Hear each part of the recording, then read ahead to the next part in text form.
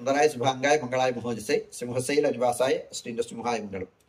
శ్రీ శ్రీ శ్రీ వరాహలక్ష్మి నృసింహస్వామి వారి సన్నిధానంలో వైశాఖ బహుళ త్రయోదశి మంగళవారం భరణి నక్షత్రం జూన్ 4వ తారీఖు యథావిధిగా 4 గంటల నుంచి 4:30 గంటల వరకు సుప్రభాత సేవ. సుప్రభాత సేవలో భాగస్వాములు కాగోరువారు దానికి తగిన రుసుము చెల్లించి సంప్రదాయ వస్త్రధారణంతో పరిమిత సంఖ్యలో భాగస్వాములు కావచ్చు. 4:30 గంటల నుంచి 6:30 గంటల వరకు ప్రాతరారాధనం. ప్రాతరారాధనలో భాగస్వాములు కాగోరువారు దానికి తగిన రుసుము చెల్లించి సంప్రదాయ వస్త్రధారణంతో పరిమిత సంఖ్యలో భాగస్వాములు కావచ్చు.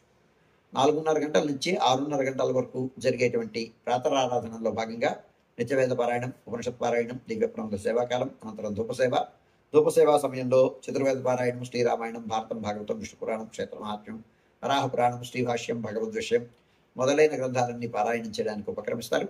అనంతరం బాలభోగ నివేదనం అయిన తర్వాత నిత్య హోమం, బలిహరణం అయిన తర్వాత మంగళాశాస్త్రం, ఆత్మరగోష్ఠి, తీర్థ వినియోగం అయిన తర్వాత చుట్టు సన్నిధిలో మంగళాశాస్త్రం పూర్తి చేసుకున్న తర్వాత సుమారు 6:30 గంటల నుంచి సర్వదర్శనం ఆరంభమవుతుంది. 7:30 గంటలకు సహస్రనామార్చనం, 8:30 గంటలకు ఆర్జిత గరుడ సేవ, 9:30 గంటలకు ఆర్జిత నిత్య కళ్యాణం ఆరంభమవుతాయి.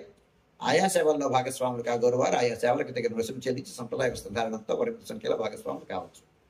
11:30 గంటల నుంచి 12:15 గంటల వరకు రాజభోగ నివేదనం, మహానివేదనం. ఈ సమయంలో భక్తుల యొక్క దర్శనములు నిలుపుదల చేయడం జరుగుతుంది. 12:15 గంటల నుంచి 2:30 గంటల వరకు సర్వదర్శనం. 2:30 గంటల నుంచి 3 గంటల వరకు మధ్యాహ్న విరామం. ఈ సమయంలో భక్తుల యొక్క దర్శనములు నిలుపుదల చేయడం జరుగుతుంది. మధ్యాహ్నం 3 గంటల నుంచి రాత్రి 7 గంటల వరకు సర్వదర్శనం. రాత్రి 7 గంటల నుంచి 8:30 గంటల వరకు రాత్రి ఆరాధనం.